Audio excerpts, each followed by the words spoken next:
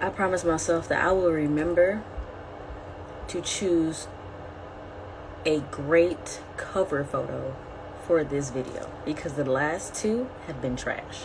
It's been me on some crazy like angle light or something like that. What's up, Ivan? How are you? I saw that she was on here. I really want to play music so bad, but last time they ended my live. But I'm gonna see if I can do it still. All right, this is gonna be a really great one. I'm just letting some people come on. While they come on, I do want to just go over the housekeeping and the house rules, fixing plans, watching your live. That's what I'm talking about. I'm a part of, not to be all deep, but this is a really great moment in time where it's like being a part of something that's bigger than yourself. So now people who are going to use your planes are going to have the essence of this video in the plane, and I'm here for that. But yeah, so the housekeeping, basically just going over what I'm doing for this week. Number one, share this live with someone that you think can benefit. This is for those who are watching and those who will watch a little bit later on. Please don't be offensive or disrespectful in the comments, because I'm gonna block your ass. And then number three, if you want notifications for this live, then you can just text me or email at 251-572-9892. All right. But this live is going to be about does eating meat make you less spiritual? And I know a lot of people, think that. So I'm just purposing to address that idea or that concept, and then talk about where it comes from. And do we see that in ancient times, quote unquote ancient times, that people like to utilize as a way to like program us into this? So, hey Susan, how are you? Shalom. I believe you said shalom to me last time, so I'm just giving that back to you. Yeah, so this is going to be, like I said, about the origins of the concept that meat makes you less spiritual. Hey Omar, I was waiting for you. Does meat make you less spiritual? So we're going to dive into the origins of that. All right. We're going to dive into the ancestral. Shalom, manishma. So we're going to dive into the ancestral. Hola. We're going to dive into the ancestral. If we have any ancestral basis for that, and getting a little bit into what it means to be spiritual, and just addressing the whole spiritual concept, right? Because honestly, it's one of those buzzwords that Omar was talking about. That's like a key word, and a lot of people use that in order to manipulate you. And to be real with you, from a standpoint of just total transparency, I was one of those people as well, and you are, as an entrepreneur, a little bit, because you're looking for keywords, i.e. marketing. You're looking for your target audience. So you're utilizing keywords that they will be using to find things that pertain to your subject. So even still, I utilize keywords and things like that in order to hit my target audience. However, at the same time, I understand I'm being manipulative in that fact, right? And I can admit that. So, and it's really just understanding, because a lot of people use those keywords and they think that they're using them to be deep or whatever, and it's like, no, you're just marketing. That's it. All right, so like I said, share this with somebody that you think can use this. If anybody want to come online at any point, just send me a friend request, or a request, not a friend request. Send me a request and I'll put you online, okay? And I just want to give a shout out to my hair, because I literally did it in under 5 minutes and it's doing what I wanted to do. So perfect. All right, so does meat make you less spiritual? This is a myth that I address in my book, Self-Care Regulations. And towards the end of this live, I will make it, instead of $27, I will make it $17. Omar, I'm going to still send you out your copy. I'm just waiting for the charts to come in so I can send you everything at that same time. So right now, the book is simply in pre-sale, simply because... Okay, no problem.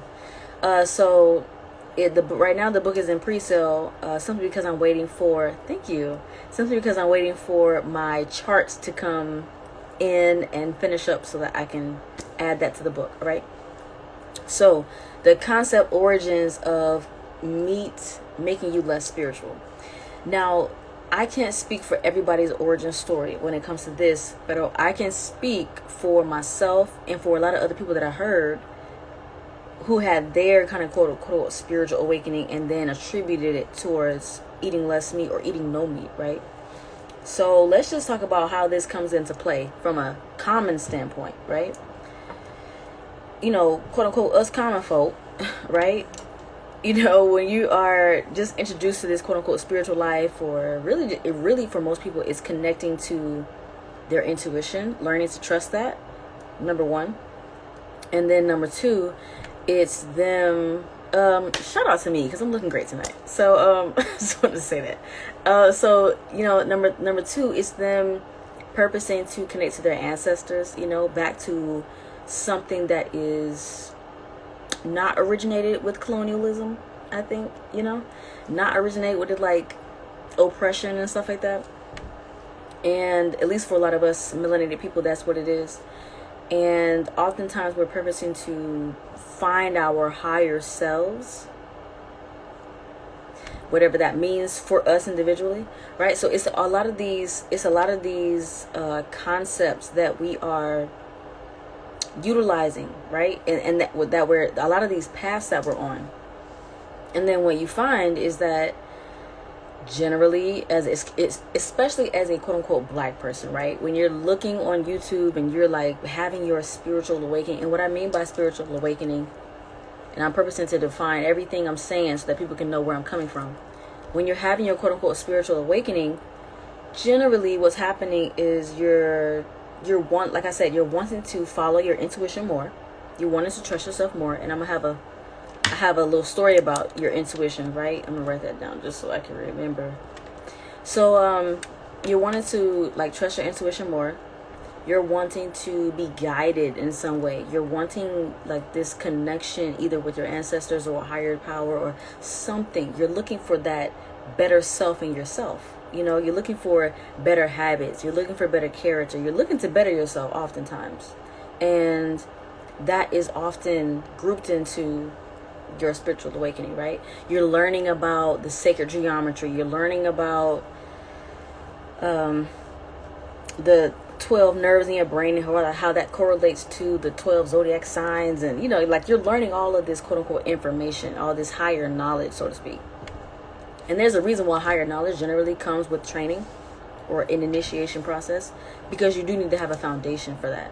So just going on YouTube and then typing in keywords, spiritual awakening and all this kind of stuff, enlightenment, and thinking that the person that you see pop up is going to really like guide you rather than just adding to your experience is a little off in your perspective, or it was off in my perspective, right?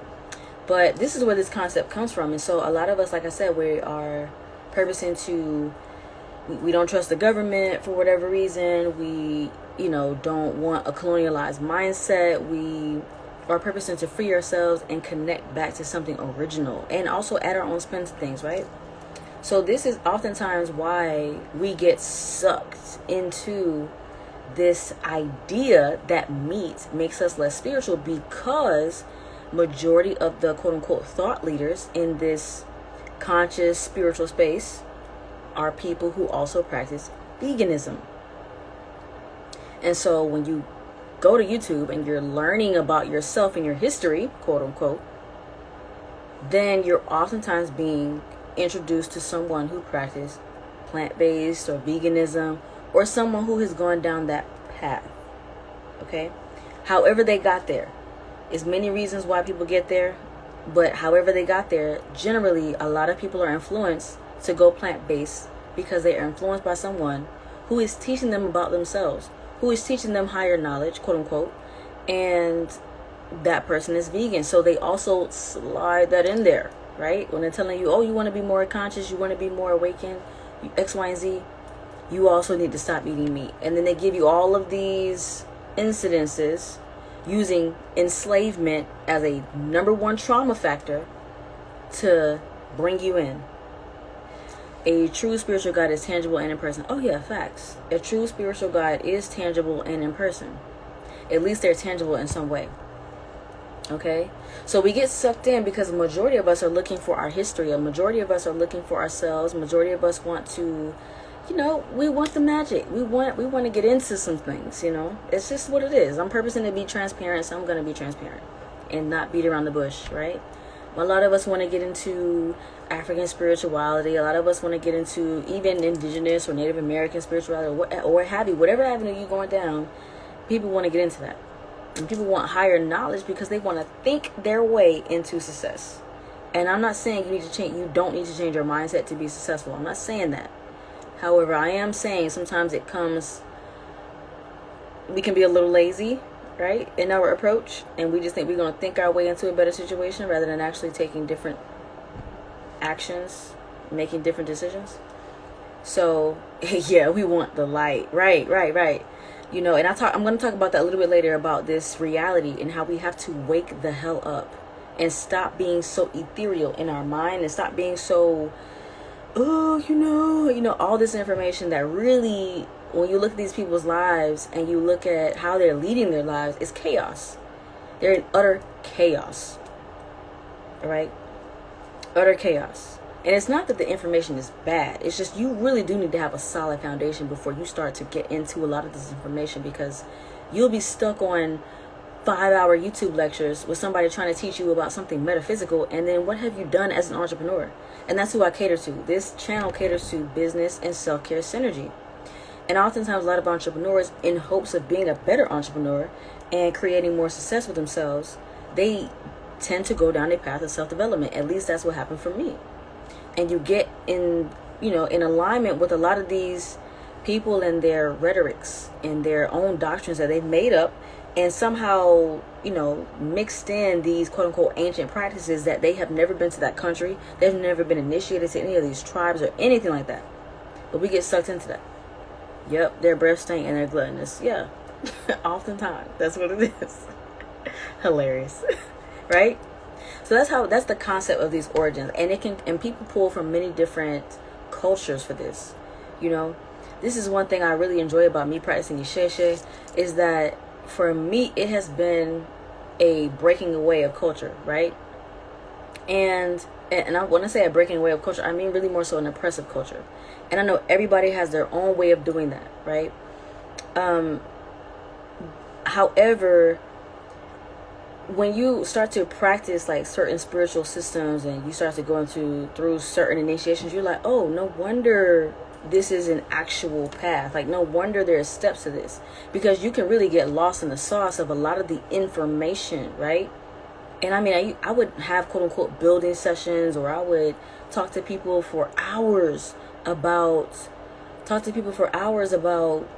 all of this information that we've all found on the internet, really, or that we have watched lectures of, and it really hasn't done anything to really change us. It really hasn't done anything to help us along the way. It really has only made us more, hi, how are you? It's only really made us more lost and more confused, because we don't have any foundation for anything.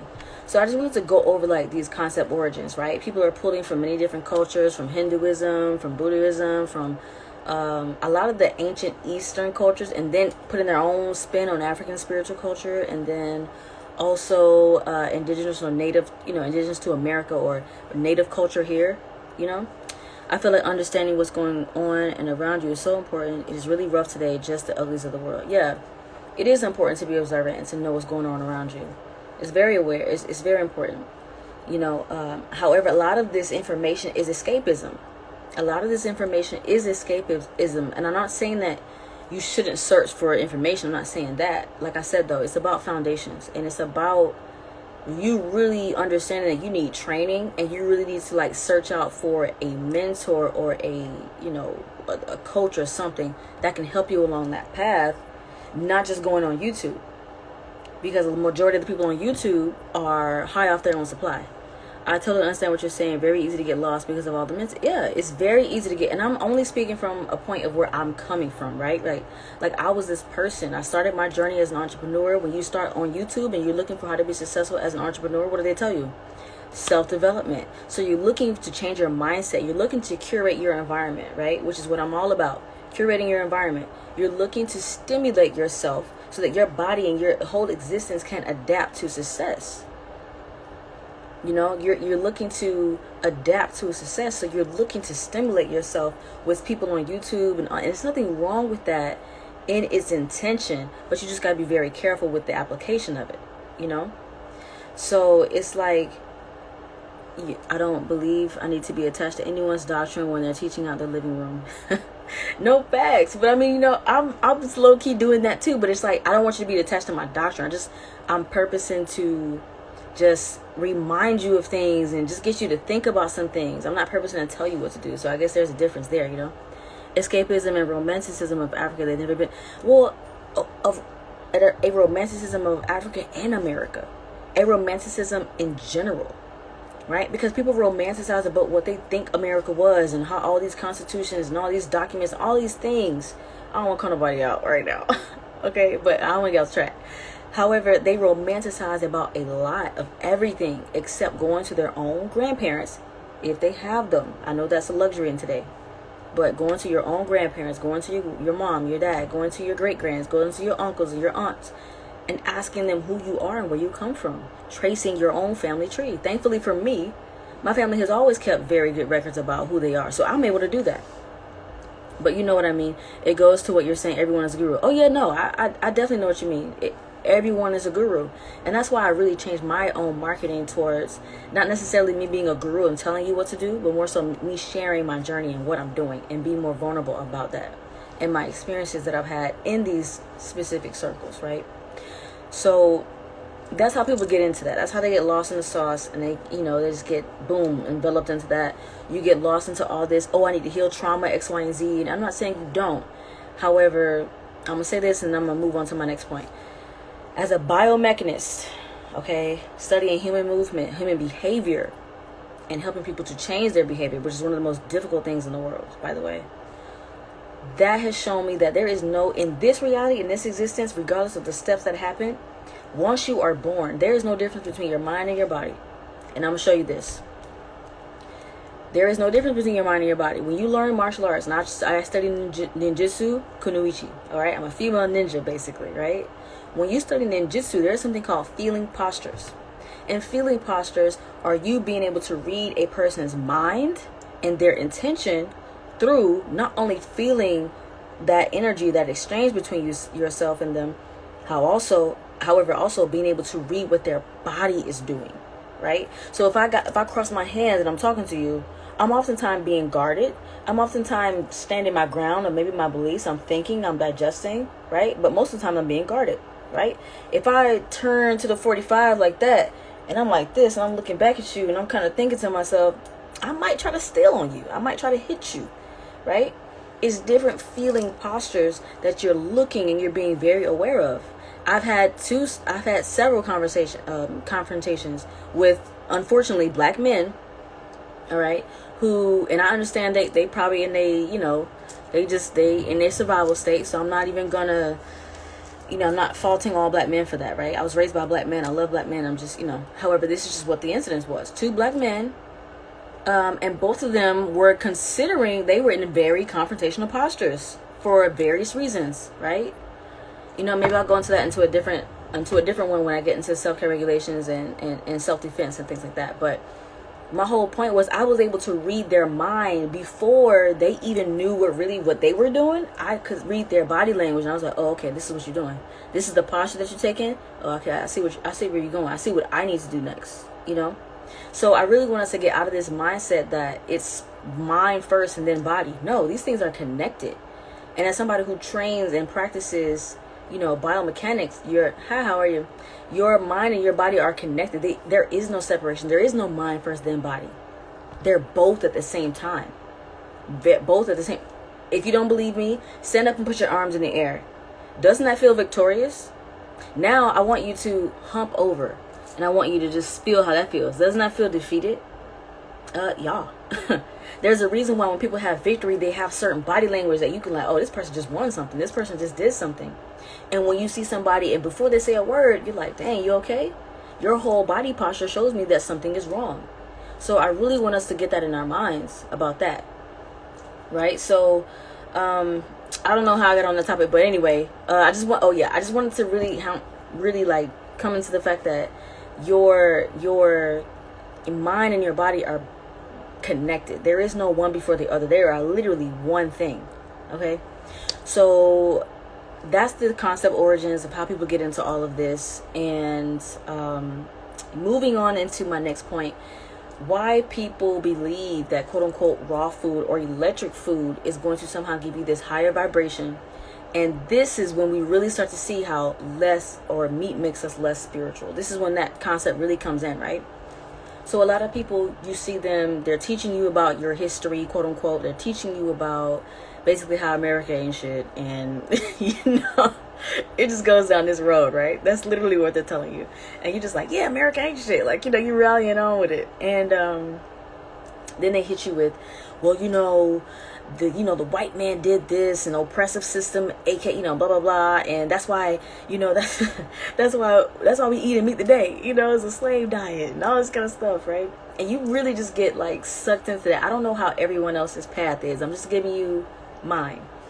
And you get sucked into like, yeah, that is oppressive, and all this kind of stuff, because you are looking to not be oppressed. You are looking to free yourself even from your own conditioning, your own environment or environmental circumstances, X, Y, and Z, right? So you get sucked into that, and then you have this one person trying to sell you on electric diet and being raw and how that's going to make you vibrate higher, because they have just taught you about vibrations. They just taught you about how giving you all these examples of how everybody in ancient culture were vibrating high and doing all this spiritual enlightenment and all this kind of stuff. And they're giving you all the mental aspects of things, not the practical physical ways that these cultures and these people have applied that science, right? They're just giving you all the mental things to get you to start making connections. They're mind mapping you. So now that they mind mapped you, anything they tell you, you're going to connect this dot over here, because they've already given you that blueprint to do that, right? So now they're telling you about raw food and be more electric, and now they're showing you all this. Now they're showing you all of the, what are they? The pictures of the tomato that's bright because it has electricity still because it's raw, and the cooked tomato that no longer has electricity in it because it's been cooked, and the enzymes and the life has died, right? Because it's been cooked.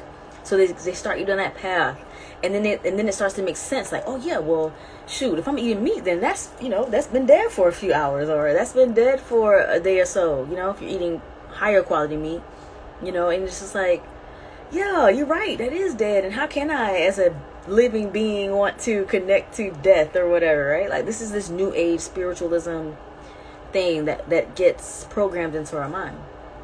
Raggedy, no good, low vibrating ass black people have existed since the dawn of time. Even in ancient Africa. Yes. In America, in Africa, in South America, in the Polynesian islands, all around the world. People have eaten meat, used animals for their spiritual practices, and they continue to do so today. All right. And if you really truly follow the path of a traditional system in any point in time, then you'll find that's the case, right?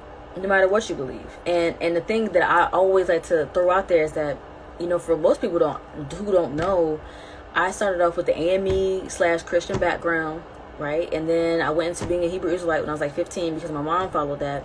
And up until I was maybe 20, I'm 31, so maybe 27, 28 is when I left that. Mostly because I know how to read and translate biblical Hebrew. And so, when you learn how to read and you learn how to translate certain things, no matter what quote unquote religion you're in, it just exposes it enlightens you to specific things that you didn't know when you're reading translations, right? Because a translation technically is just what someone else says, something says. But if you can't read it for yourself, then you don't really know what it says, right? And in antiquity, even in the quote unquote biblical times, the only people that was reading were people that were priests and royalty. It was not your common average person, because it took a lot of time and skill and study to learn how to read. Just like majority of people today can't read. And that is just what it is, right? It's literally an advantage and an opportunity to be able to read, even today. So, I went down that path, and you're studying and you're listening to people who are telling you about different spiritual sciences and all these things, and then they slap you with the whole, being raw and eating like Adam and Eve did, because God said that, let your meat be the herbs and the seeds and all that kind of stuff, or this religion said this, or this idea or whatever said this or that. Somehow they're watching, YouTube and following Osho and Sadhguru and all these Indian philosophers and all these things, and then they're just adding that into what they are currently doing as well, right? So that's how people get into the whole raw food electric. And then somehow you pop up on Dr. Sebi, Alfonso Bowman, you pop up on him, and he's giving you the same spill. And that's the reason why I went down that path that way, is because he gives you the same spill. How does he get you in? Oh, well, this is what we did in Africa, even though I don't think he'd ever been until later, right? Oh, they give you that spill of higher knowledge, and they start to, black people can't talk, okay? I don't know if y'all ever been into a Baptist church, but they will talk the spirit right on about you. Like, black people can really get you on some emotional stuff, and that's what happens in majority of these circles. You get pimped through the emotion, and you stay because of the emotion, and then you go down that spiral, right? So that's where all that stuff comes from. Now, do we see that? I know we hear a lot of people in this conscious quote-unquote health culture talking about being raw and how eating less meat or no meat makes you more spiritual because you're more connected, because you're eating living foods. But even in the Bible, what does it say? The life is in the blood, right? And why were they sacrificing in the Bible? Okay. And I know people have the different rhetoric depending on what you believe, but I'm just talking about initially, when you first start reading that bad boy, even in translation, they sacrifice him, okay? For a reason. So can we find in ancient culture where people who often these spiritual charlatans are grabbing from aspects of these ancient cultures, right? Can we find in these ancient cultures, no matter where it be, from traditional Americans, from, Africa, from the Polynesian Islands, from Asia, no matter where we are, can we find where they associated spiritualism to eating less meat, right? Can we find that? We can't find that. Just to go ahead and cut you down there. We can't find that. What we do find is that the very instruments, right? Even in the Bible, what do they use? They use a shofar, which is a ram's horn, to what? Call spirit, to call the deity, to announce their feast days. They use the blood in order to create a covenant. They even use the blood on top of the doorpost in order for protection. Okay? So it's very important that we understand that ancient peoples were utilizing bloods and sacrifices and animals, whether it be for coats, skins, bones for knives, bones for weapons, all right, bones for hair combs. We were utilizing every part of that animal, and that was considered to be a spiritual connection. Okay? So that's what we find in ancient culture. We don't find that in ancient culture people considered spirituality to be because it was sacredness. Yeah, it was sacredness. There is a connection. I don't know if you've ever taken the life of an animal before, but there is a connection. Even with hunting, even with fishing, there's a connection there. It's not just this animal, oh, I kill you and I overkill and I consume too much. That's not what it is. They were very in tune with nature around them, and they trusted nature, they honored nature, and the very spirits, the very deities that they were serving told them, these are the animals that I require in order to complete this covenant with you. And that's in every spiritual system. Every spiritual system. So it's kind of weird when people start to say that, or even in Hinduism, you have people not taking the life of certain animals because they're sustaining themselves on the byproducts of that animal, aka the butter, aka the dairy, right? So we don't find it in ancient culture. Yeah, bones for divination. Exactly. Bones for divination. When you start getting into hoodoo culture, right? In quote unquote African American traditional culture, you see that they were reading bones, okay? Chicken bones. Different kind of bones. People use different kind of bones, but they were reading different bones. And depending on your circumstance, you may need that chicken and the blood of that chicken, if that deity required it, in order for you to get what you need to get done. In biblical terms, it might have been a she-goat, might have been a he-goat, might have been a ram, might have been 2 pigeons. If we can recall, I believe in Genesis 15 is when Abraham sacrificed that calf and then those 2 turtle doves or whatever, and then cut the pieces and laid it out a particular way. Might want to look into that. I'll let you know that right now, okay? Spirits require blood sacrifice. The earth itself requires blood. It just is what it is. A lot of you who you may not do this, a lot of the women, but in the Bible they call it casting lots, reading bones. Casting lots, right? A lot of women, you may not do this, but literally, like when it's time for your menstrual, a lot of indigenous cultures, and when I say indigenous, I mean indigenous to that continent, no matter where you at, okay? I'm talking about everybody. What a lot of them would do is they would take some of their menstrual and they would take some of that, whether it was in a cup of water or whatever, they would take some of that and pour it back to the earth. All right? I do it. And I, just say, I'm giving to you what was given to me for a healthy, consistent flow and prosperity consistently. That's literally what I say. And then I pour it back. It's not that deep in a sense, but it really is that deep because you're giving your flow back to what was, you are earth, right? And that was a lot of what we did. So that just goes to show you, even the earth takes in blood, right? When you're growing plants, what is the most fertile thing? Fish heads, blood, dead, decomposing things, manure, right? Very important that we understand that. So when we go back in the Bible, they call it, the bone marrow makes the richest blood. Oh yeah, it does. That's why when you look at a lot of the elders, what do they do to them bones? You can't tell that they had chicken. Okay? Because it is a pile of just chewed up bone. And if you didn't recognize that, you would know what they ate. Men can do the same with sperm. Yeah, I mean, I'm only assuming they can. I don't have sperm, so I'm only assuming. But I hear that oftentimes, the same thing. And I would agree, really, mostly because it's still light. It's really life force. So it's like your whole intention in that. So I get it, but we don't see any of our quote unquote ancient ancestors, not from 50, not to 100, not to 1,000, not to even further back than that. We don't see them partaking in veganism. We don't see them partaking in the idea that eating less meat makes you more spiritual. It doesn't. That comes from a lot of people that have researched and researched and researched and have created their own doctrine based on what they've researched. But because they haven't really been initiated into anything, they don't understand, right? So for me, practicing Isheshe, like, you want to connect to some divinities and not use blood? Congratulations, you played yourself. Because that's not going to happen. That's not going to happen. Even for you to get a traditional name, it requires blood. So, congratulations on that.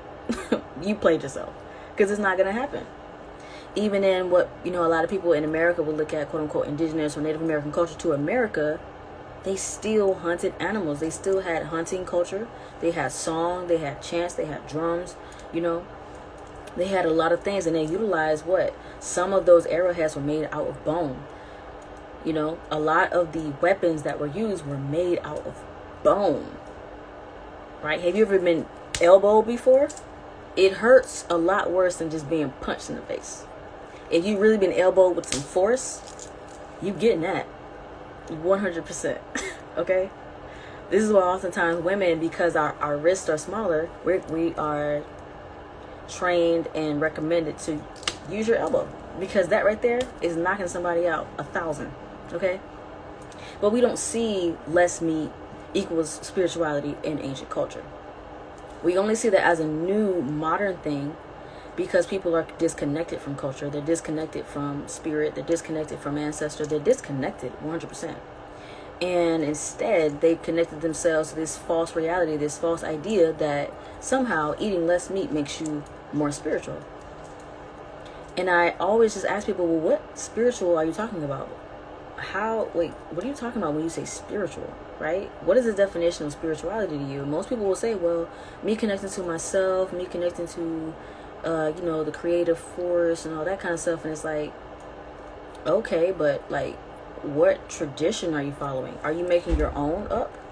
Are you making your own tradition up? Because that's what majority of people are doing. And it's only a few days old, their tradition, and they haven't really connected. They have no divination techniques. They can't tell you really anything.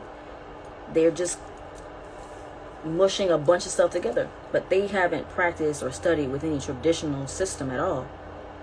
It's just like how people think that you are, with a certain Orisha because your personality fits that Orisha. And it's like, that it don't work like that. You have to actually go get a reading. You have to get a divination done, right? So, and that's the same for every spiritual culture, no matter where you are. You have to consult with the shamans who are trained traditional by lineage. They didn't just wake up one day and say, oh, I feel I got some kind of calling on my life and I'm gonna just do this. That's not what it was. They still had to go through training. All right, so my main thing is more so, hey, mommy. My main thing is more so tying the diet to spirituality. That becomes the issue for me. Again, I don't have a problem if people choose to be vegan because people are going to do it regardless. I've had people who come onto my lives and told me, oh, I'm vegan and I love it and it's great for me. And then a few months later, they come back to my same lives and they're like, yeah, I had to stop because it was killing me. So people are going to do what they want to do. People learn through experience. I get that. I'm not purposing to change nobody's mind. I'm just purposing to get us to start thinking differently and be the other side of things so that we can have a wall to bounce from. Because I didn't have a wall to bounce from. I literally just jumped into veganism and this whole spirituality thing thinking, oh, I can just kind of self-initiate. I can just kind of do all this self-work. And you can to a degree, but when it comes to traditionalism, when it comes to divinations of understanding things, you really need to get into a path. You need to find somebody who can really teach you, and you can't YouTube your way into traditional spiritualism. You just cannot. All right, you can make up as much as you want and be in your head about as much as you want, but that doesn't take away from the fact that if I come to you with a certain question, you have no type of system to actually divine and give me an answer. It doesn't take away from that fact. So my thing is more so, do what you want to do, but stop tying your diet of veganism or vegetarian, or stop eating meat, or this whole less meat thing. Stop tying that to spirituality, because spirituality has nothing to do with what you consume. It doesn't. It really does not. You are born into this world, and that creative force is within you from the time you get out that vaginal hole or the stomach, however you got here, right? Period. You can't learn from someone who hasn't learned from the master. You can't. It's really hard. It's really hard. I've been to Africa. I've been to Sierra Leone, West Africa. I've had food made for me by a traditional herbalist of lineage, and the way she operates and the way I've seen it, even with my own Babalawo, totally different. It's a different thing. It's a different thing. And no matter what tradition or system you choose, you can't learn from somebody who hasn't learned from people, from their ancestors before them. You can't do that. I know about Akashic Records. I know about, you being able to connect to your DNA, all this kind of stuff. I know about that. But it still doesn't take away from the fact that you need training. And then you're going to have to go through a path of true initiation on whatever you're looking for. Even when you look into the Bible, the Levites, they had to go through training. They had to go through initiation. That wasn't just something that you just wake up one day and just, I got a calling on my life. It doesn't work like that. And oftentimes, black people, we take this Christian idea of the Lord called me to preach, and we bring that into quote unquote spiritualism or into traditional religions or whatnot. And it doesn't work like that. You can't do that. Right? So stop trying to make your diet dictate a person's spirituality. People will say, oh, well, the reason why, quote unquote, black people, you should do all this stuff is because you got your melanin, and your melanin, needs to be popping. And in order for you to use your God source or whatever, you need to stop eating meat because it's making you less spiritual. Now, you really need to ask that person, well, what is spirituality? And why have all of the ancestors that came before you, these ancient Egyptians and these Nubians and everything that you are, doing this whole lecture about, basically, trying to tell me about metaphysics, they all ate meat. We take shortcuts because we are very gifted and do stuff off the cuff. Yeah.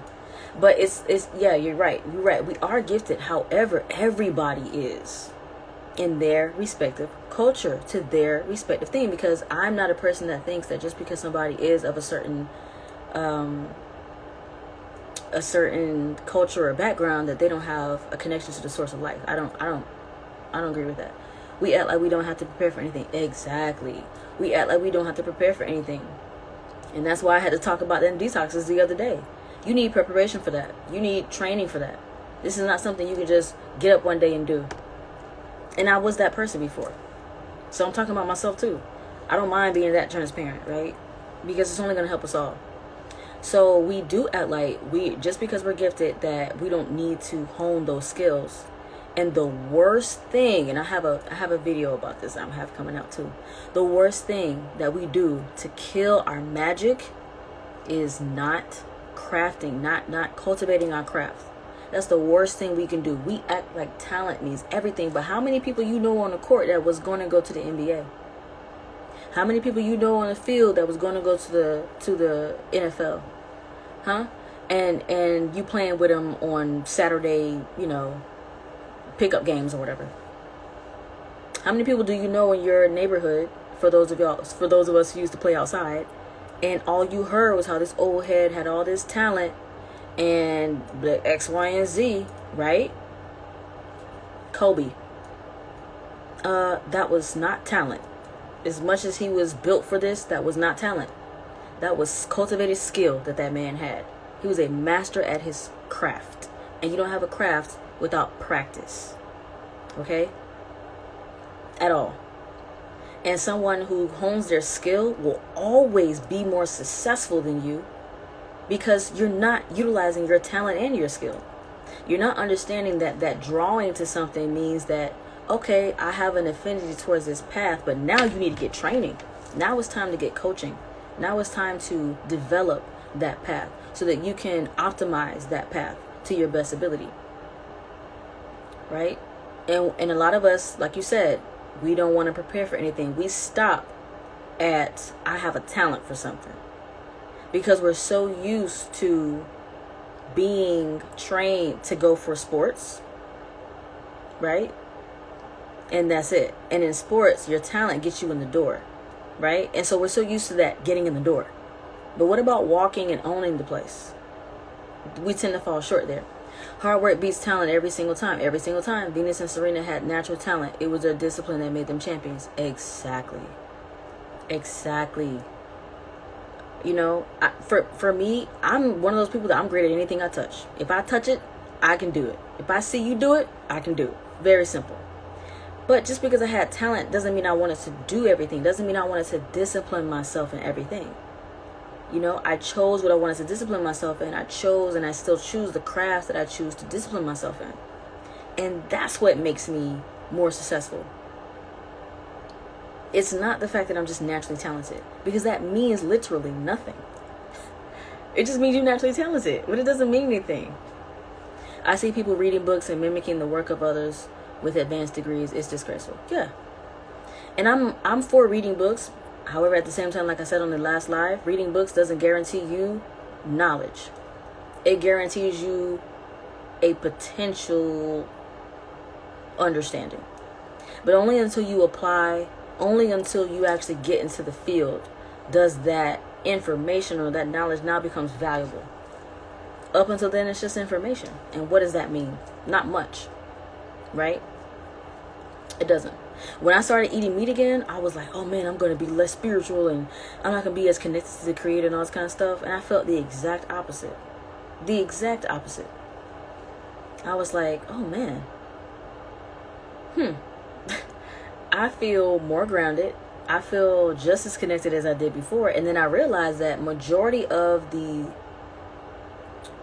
results, the majority of the like benefits that I gave to veganism, it was really just my own ability. And I wrote that off as something that veganism gave me, but it was just my natural. I mean, it was just, we all have it. You know what I mean? And so I want to get into this last point, which is living in this reality. They don't respect a person's hard-earned training and professional degree, and their work critiqued by peers is a high level of plagiarism. Yeah, they don't respect that, right? Because people oftentimes, especially black people, we associate everybody that has anything to do with anything governmental, even a degree, we see as something that the man, right? And it's oppressive, and it's a system, and all this kind of stuff. And we look down on that. And we look down on our brothers and sisters who get degrees and who go into their field. And it's not to say that a degree guarantees you success in that field or being able to ask questions and things like that. However, a degree does simulate something that even we see back in Africa. Okay, Timbuktu. You needed to get training. You needed to get coaching. You needed a teacher. Period. Okay? You needed a teacher. It's just that simple. And that's just how it goes. That's why when I put that post about basically stop procrastinating, and procrastination is just laziness, when I put that post up the other day and I had all these people talking about, oh, you know, we're not meant to work and all this kind of stuff, and it's like, you're an idealist, but you don't really apply things for real. And it becomes very evident, because to say that we're not meant to work, but our entire, we're not blobs. Like, we have muscle for a reason to do work. And even surviving is work. Even in the Bible it says, if you don't work, you don't eat. So survival is work. And if you don't understand that, then, I mean, I'm sorry for you, but that's just what it is. You need to do work. Now, I'm not saying that you need to be in a 9-to-5 and hate what you're doing. I'm not saying that, you know. However, you have to give back. The seamstress is work. The one who hunts is work. The one who plows in the field is work. If you've never cultivated land before, I know you don't know that that's not work. I know you don't know, because it's pure work. You can lose hours planting cabbage, you know? Even becoming a man and a woman required rites of passage, ritual, and training. It did. It did. Right? And it made you understand the value of work and training and the roles that our elders had in the community. It made us respect and honor them. Because in traditional cultures, you do not just become a shaman just because you have a gift. Nobody gives a fuck. Even for, you know, I don't know if you want everybody to know, so I'm not gonna call your name, but for those who are going down a path of becoming a Sangoma, right? From what I hear, you literally have a calling to that, okay? And there are certain signs that you have a calling for that. But to just have that calling and then one day wake up and say you're a Sangoma is out of pocket. Is out of pocket. So you can't just self-initiate yourself into things. It doesn't work that way. Unless you're making something up. And in that case, then of course you can. But it just doesn't work that way. Right? So living in this reality, and I'm going to start wrapping this up now. But, and then, oh, boom. I'm going to tell you guys about intuition. Right? However, living in this reality, one thing that I was divorced from as a vegan is that, like Omar said yesterday, you got to know the left hand and the right. Okay? And you got to understand that good isn't really good and bad isn't really bad. And you have to understand that, yes, some people do some evil stuff. I'm not saying that. However, a lot of the things that we have been trained and conditioned to think is good and bad and all these different things, like, it doesn't really work like that. You have to understand how it all works for the whole. And nature consumes itself. I have this necklace that my dad left me before he passed, and it's this snake eating its tail. And I got that, I was still vegan when I got that. And I was like, dang, like, why, like, what does this mean? A snake eating its tail. And I'm going on Google and I'm looking online and all this kind of stuff. And you see all this, people have their own definitions and things like that. But I needed to know what it meant for me. And as time went on, I understood that nature consumes itself. And that there is this this happening. When you train, right? You train in Jitsu and things like that, right? The wax on, wax off, right? Well, that's what that is, right? And it's just how nature is. Literally, when we die, we will be recycled back into this existence.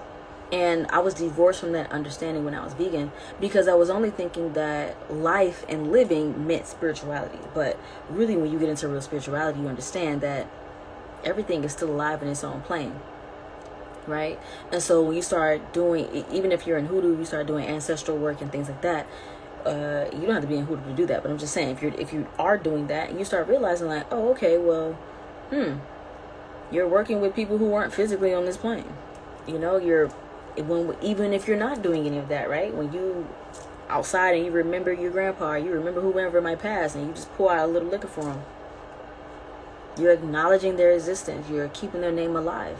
And that's a form of life as well. And we can't divorce ourselves from the natural progressions of life, which is death. Death is just the beginning. It is not this thing against life. But we feel that way when we're vegan, and we tend to do that, right? So I just wanted to go over that whole eating meat and being less spiritual thing. Is ridiculous. It's absolutely ridiculous. Don't let anybody tell you or convince you that eating meat makes you less spiritual. It doesn't. Because the reality is, to get them plants, you're going to have to kill some insects. You're going to have to kill some birds. You're going to have to kill some snakes. You're going to have to poison some deer. You have to poison some squirrels. All right. And for those of you who've never cultivated land before, like large plots of land, I'm telling you right now, you may think nature is this beautiful existence and, oh my gosh, I'm one with the earth. But nature will eat every single vegetable you got on there and won't leave you nothing. And you will starve. So we got to get this out of our head, that nature is like this Disney character. Okay? Nature has its rules and it operates by them. And if you don't operate by those rules, you're going to be SOL. So we really need to start asking people questions. What lineage did you come from? You want to sell me all this metaphysical stuff, but who have you trained under? And how do you know all this? Oh, well, spirit told me. Well, did spirit tell you need to get training? Because the very metaphysical information that you're giving came from people who were trained. And that's the thing we oftentimes don't get. We don't understand. These people were trained by people who had been trained, by people who had been trained, by people who had been trained. Period. So don't let anybody think or make you think that eating meat is less spiritual, right? Anything that you do in extreme can hurt you. But then, like I said, there are some cultures that only eat meat and animal products because they don't have a lot of vegetables around. So, there's that. But then even eating in excess and you're not eating too, with the environment, things like that, it causes a problem. So this is one of the myths that I wanted to address. This is one of the sections in my book. I believe it's just called Food Myths.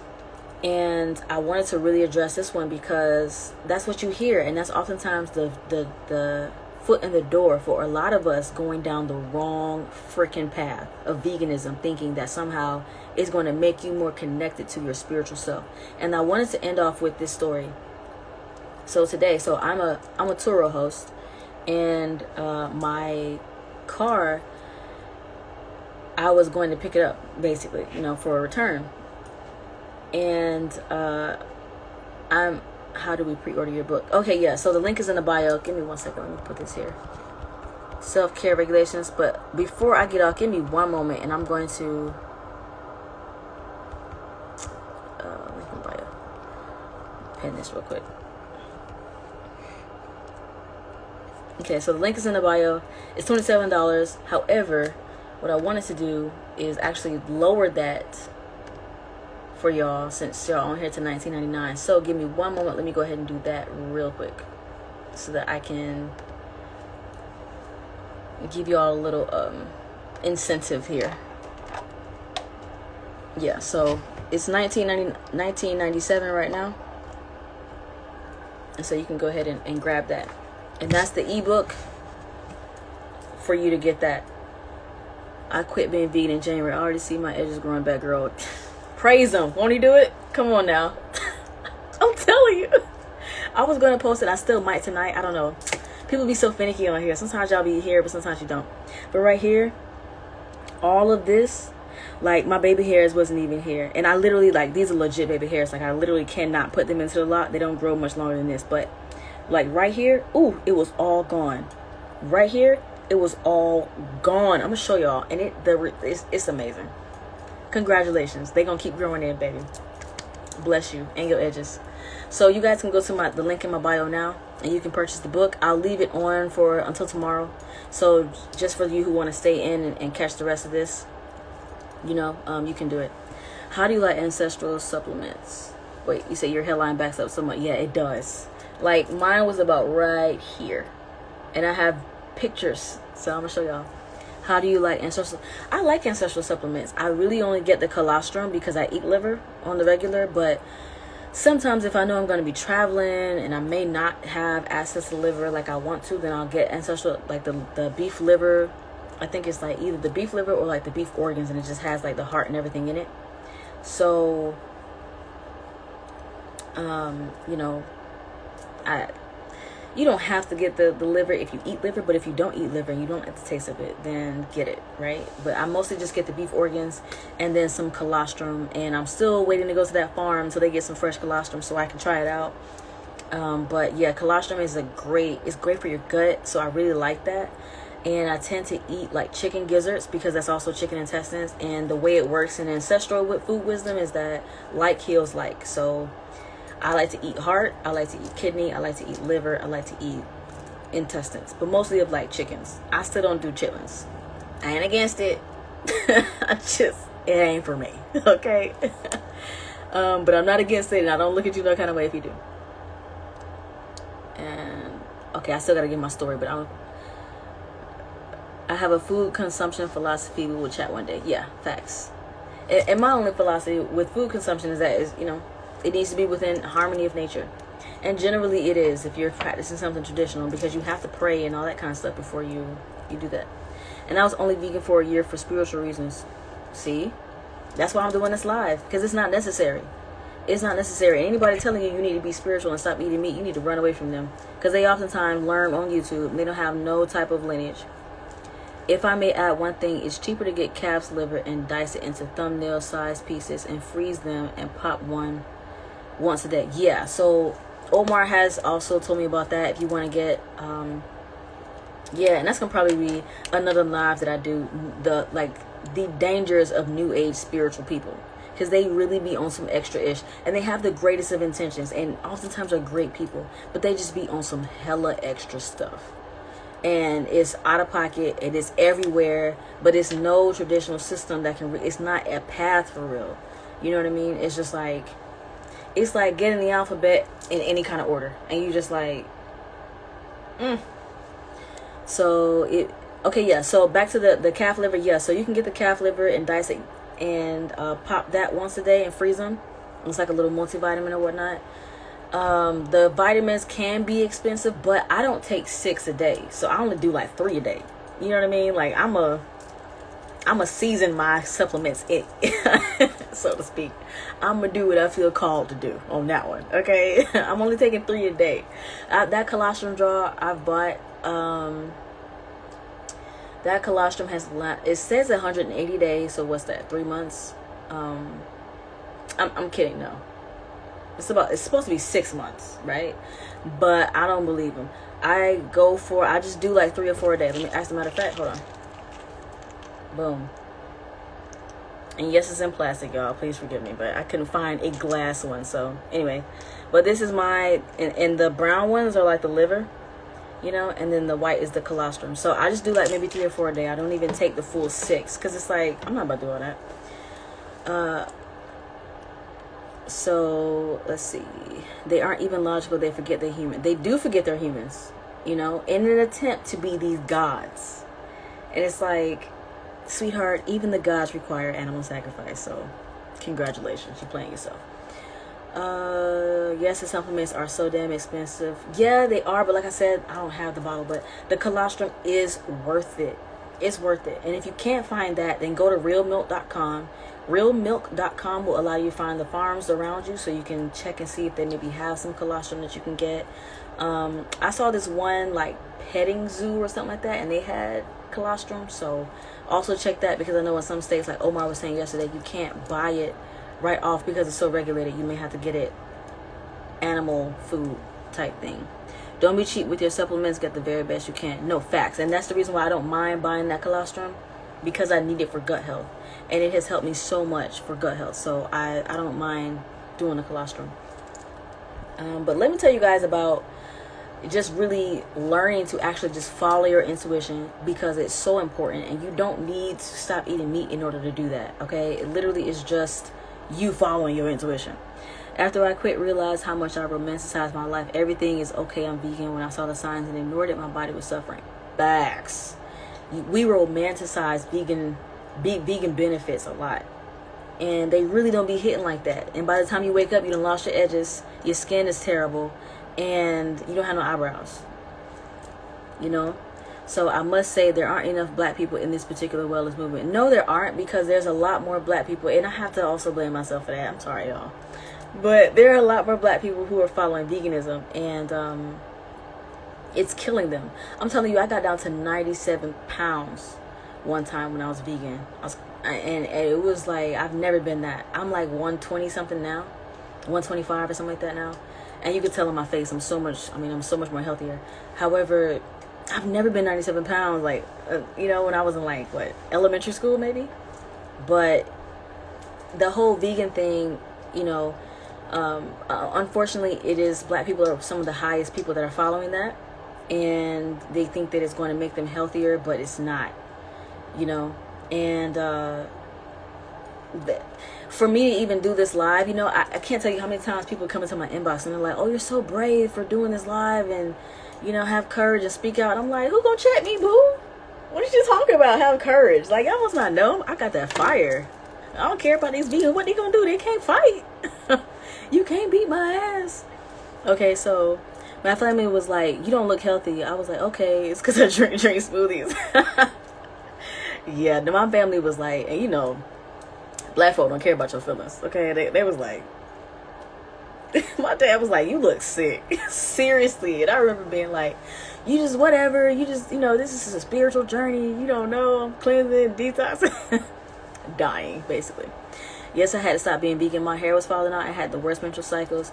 Now that I eat meat again, my menstrual cycles are amazing. You know, I've never had poor menstrual cycles. I don't even get cramps, and I never have. Even when I was vegan, I didn't get cramps and stuff like that. What happened to my menstrual when I was vegan was that it went off. So I lost my ability to even reproduce. Okay, I didn't even have blood to make another life. So that just goes to show you that that stuff is crazy. So but yeah, so my main thing is that people go through veganism in order to attach to spirituality, you know, and oftentimes that spiritual system that they're looking for is first their intuition, being able to follow their intuition.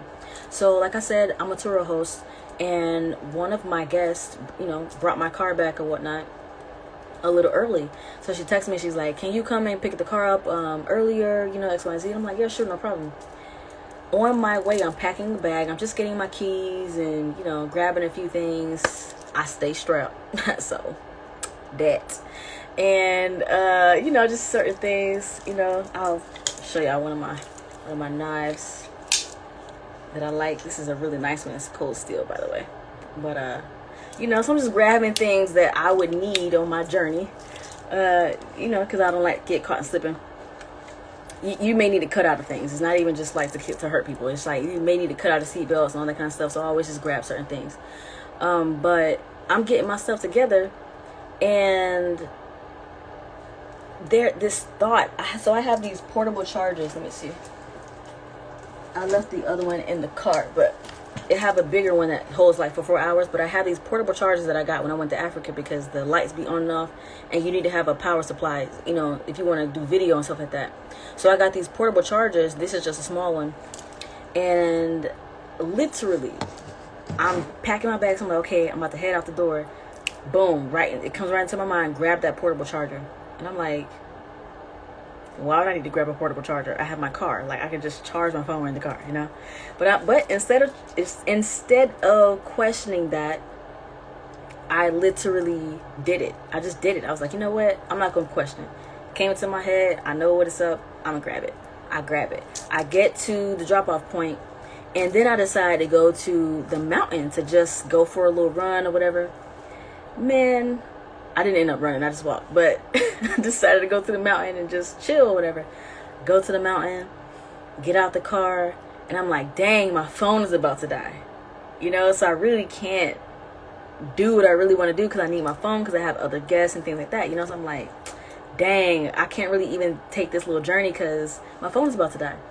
Then I remembered I bought my freaking portable charger. So it didn't even matter because I could just use my charger and still go on my journey. Case in point, listen to your intuition. You do not need to stop eating meat to do that. I'm eating meat. I ate meat before I went to go get my car. Guess what? My intuition's still working. Guess what? I'm still connected to the ancestors. Guess what? I'm still connected to my divinity. So you don't need it. Stop believing these people. Let me see.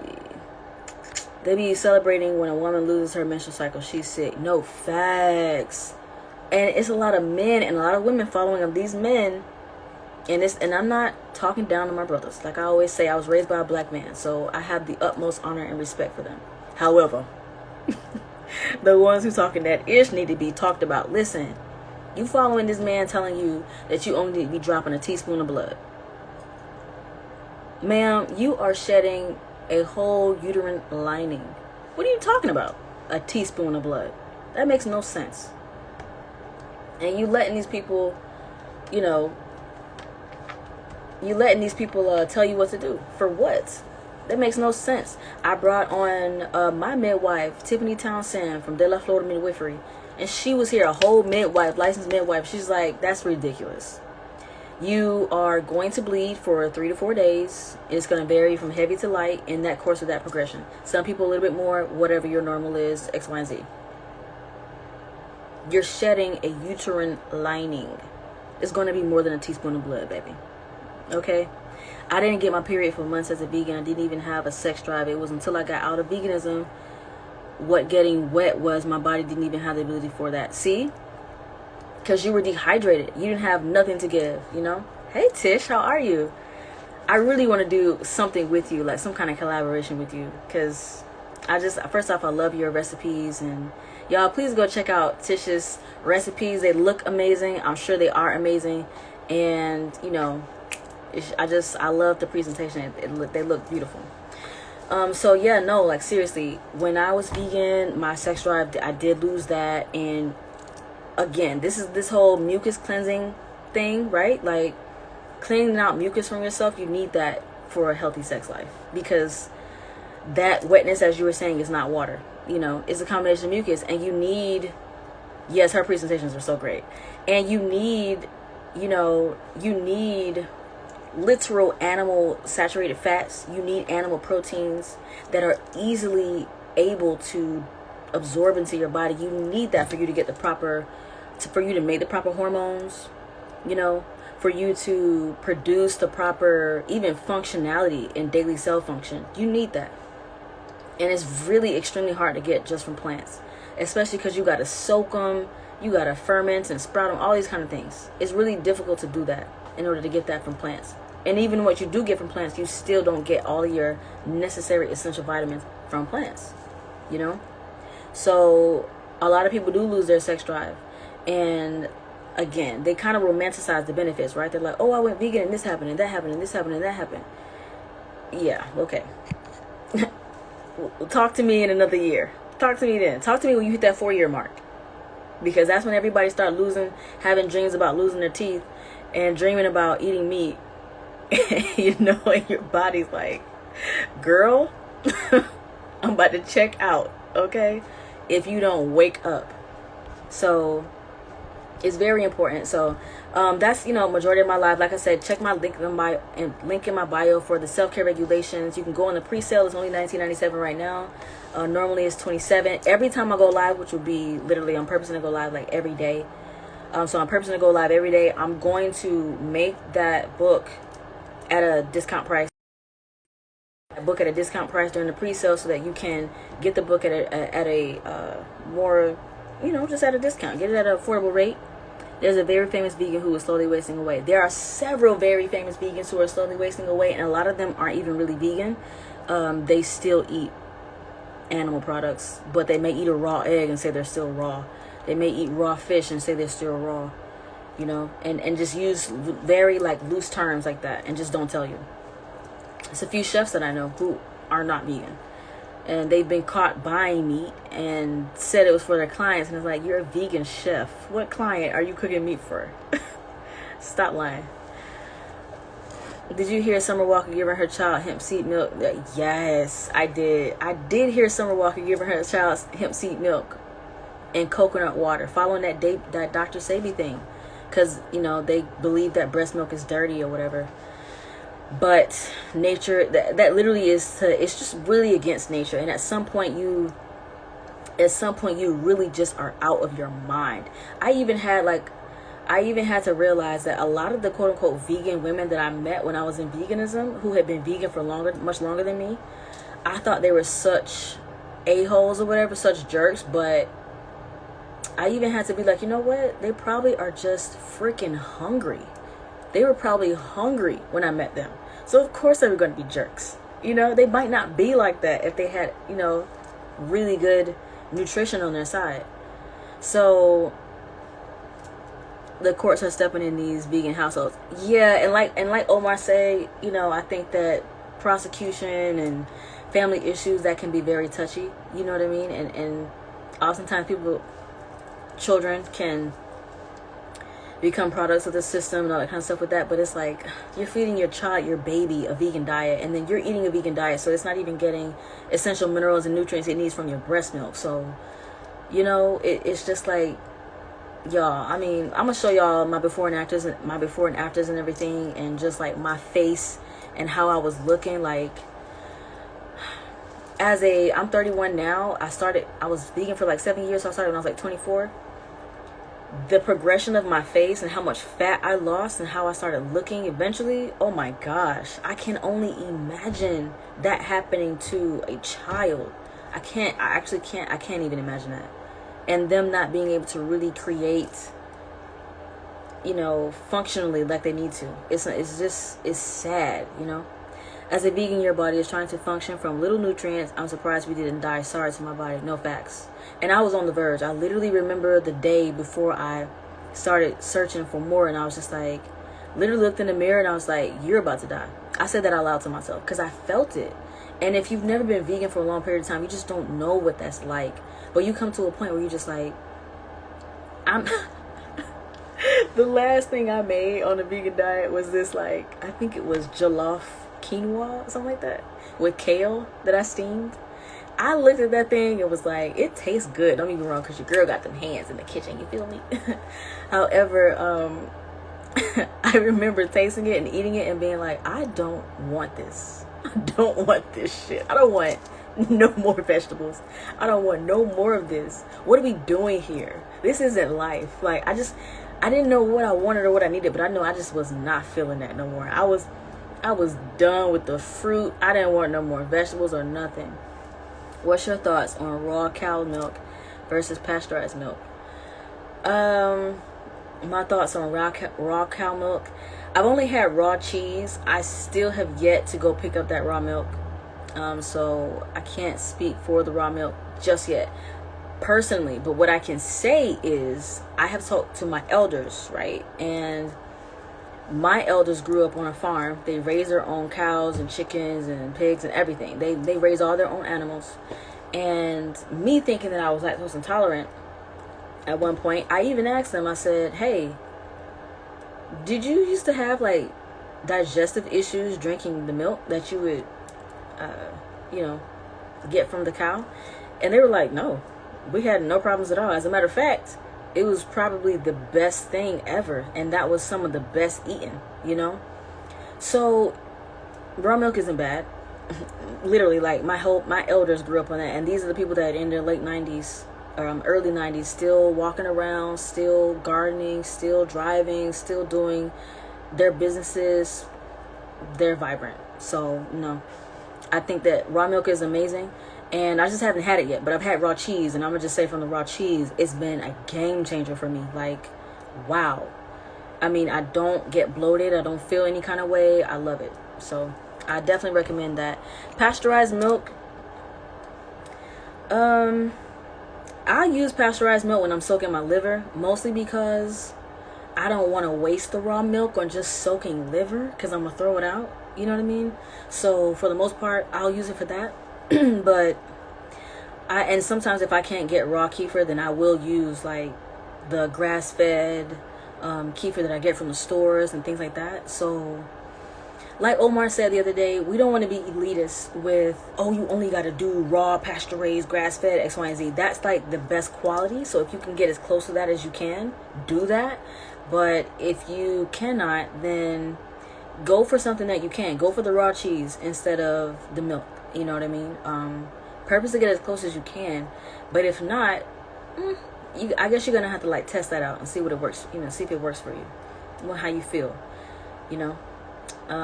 It doesn't have that much bacteria and stuff like that, so I definitely recommend doing what you can to get as close as you can to that raw. I used to have slow heartbeats. I felt like a 90-year-old person. Literally, the day before I ate fish again, my heart palpitations, like, it was to a point where when I laid down, it felt like somebody was, you know, can't touch this, like inside of my chest. Like, it was ridiculous. I literally heard like boom, boom, boom, like knocking. You know, so I understand you, and that stuff is scary, especially somebody who, you know, had a heart murmur. I don't even play about that. So the raw milk is potent, delicious, healing, strengthening. I already know. I started eating cheese. Oh my gosh, what a delight! That Violife doesn't melt.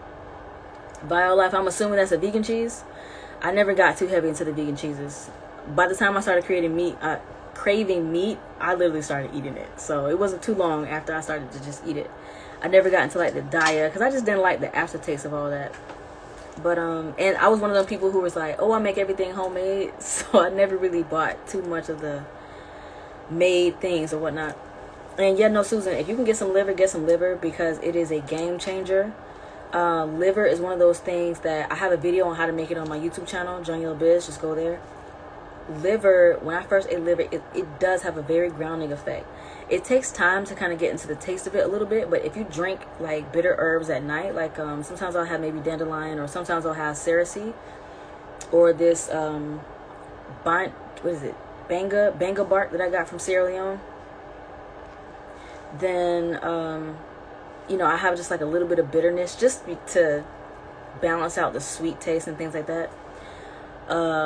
Man, that liver is amazing. Just for other people who may not have had it yet, or if you have a problem with eating it, just know that it just takes some time before you can develop the taste for it. But once you start, you'll start to develop it. Like when my menstrual comes on, I crave liver. I want the liver. So I just generally eat a lot of it during then. I grew up on liver. My dad, of blessed memory, was a chef. Oh, Ashe, shout out to your dad. So yeah, get you some liver. It's really great. And I think I'm going to wrap it up from there. Thank you all for coming in and giving your insight.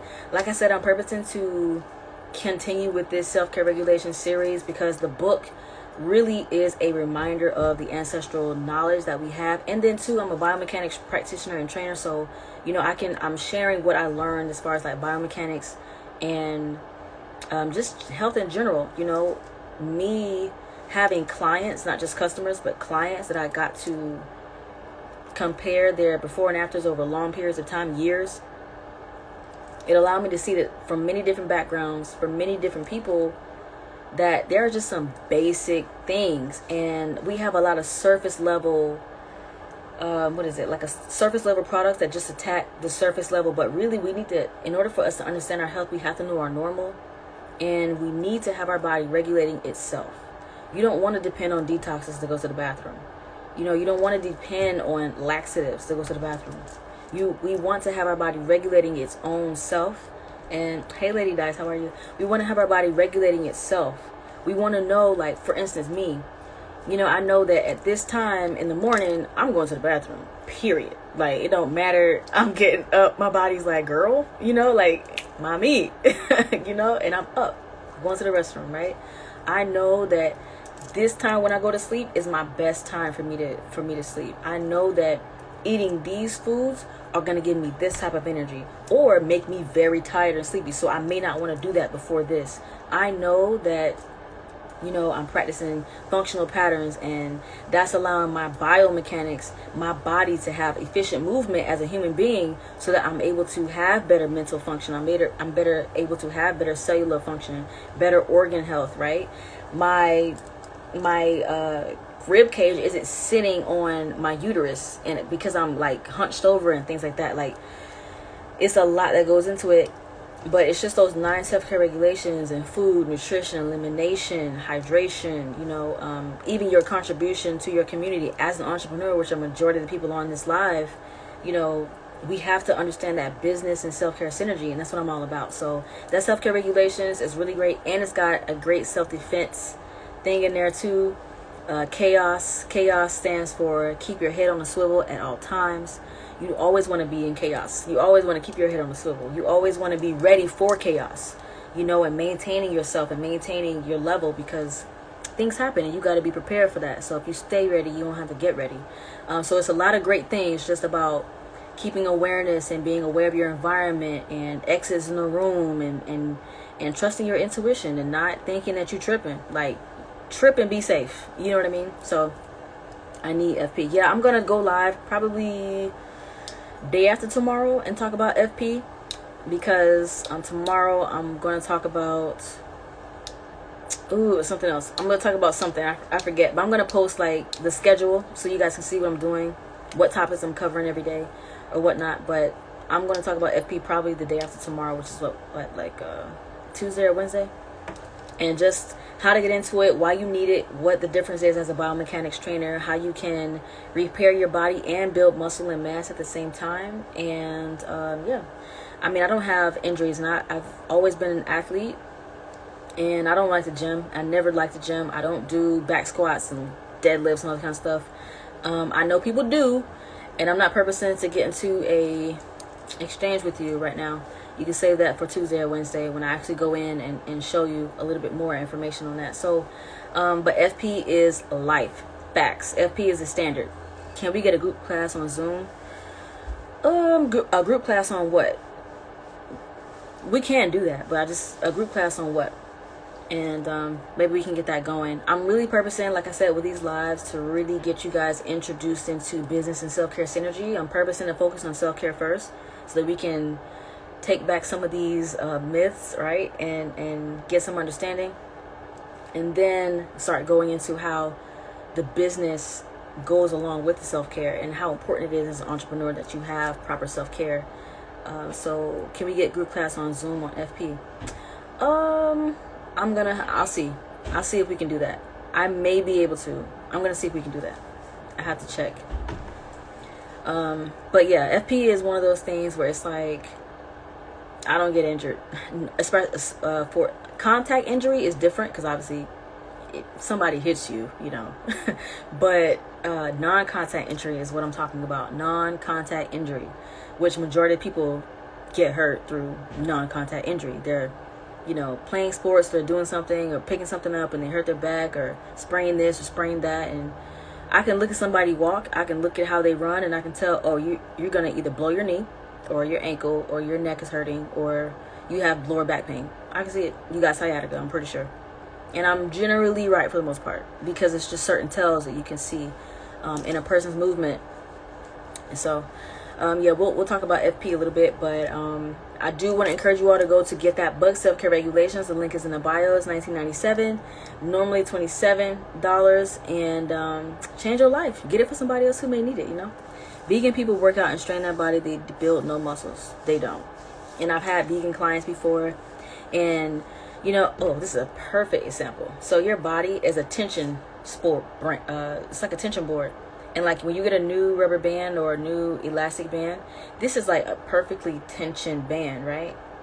If you do this to it, this is literally how your body's muscle or fascia is just like muscle tissue, right?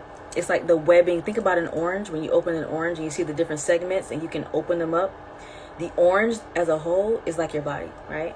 But then you can segment that orange and see the different muscle groups, right? But technically it's all webbed together with that connective tissue, right? That's how your body is with the muscle tissue. So we have tension, and you need this tension in order to move, right? If you ever look at locomotion, it's generally like this: boom, boom, boom, boom, right? Like something is going whoop, whoop, whoop, whoop, whoop, whoop. Like that's locomotion. Step going forward, and then the rest of the body comes with it or whatnot, you know. However, that animal is geared to move. So when you're looking at tension in the body, and this is why I don't like yoga as well. And I've always had people who practice yoga come to my practice, and it's like, I know you practice yoga because you have terrible body connectivity. But so what happens is you need proper tension in order to function properly, right? Even your intestines is like on this, what is it, diastolic and systolic, like this whole like type of motion, this contraction and lengthening type of thing going on. And that's how your body works. So when oftentimes you're vegan, you're not getting this. Vegans tend to be like, do I have one? Let me see.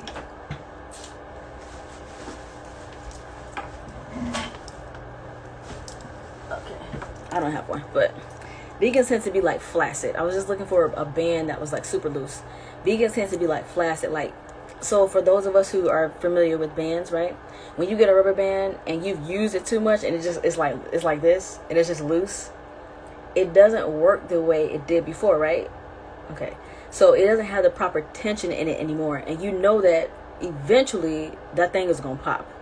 Eventually it just doesn't work the way it did. You know it's been used, right? Or if you get like a rubber band and it's just taut, right? Like it's just tight and you can't really move it. You know what I'm saying? That is what I'm talking about. You don't want that.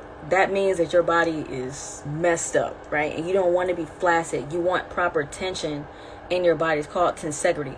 You want to have proper tension in your body. So that's what FP is about. And it's about coding elite movement into regular people. So you don't have to be, you know, an elite mover, but you can. I don't promote training like an athlete because a lot of athletes train terribly. In my opinion, as a biomechanics practitioner, they don't train well that's sustainable over time. I don't promote training like an athlete, but I do promote moving like one, like a naturally talented athlete. The things that they do after that, but just natural talent, that's what we need to get on. So they lose weight and keep working out at the same time. Yeah. Well, it's because in their mind, really, honestly, truly, it's an eating disorder. It literally is because you are thinking or have been programmed that the food that you're eating is somehow giving you sustenance, and it's not. And over time you can't see it, and so you're literally deteriorating, but you're consistently purposing to like make the plants meat consistently, which is why we have Fake and Bacon and all these other names, Beyond Meat burgers, and even going to the point of making the burger bleed, you know, beet juice. It's a psychological issue, right?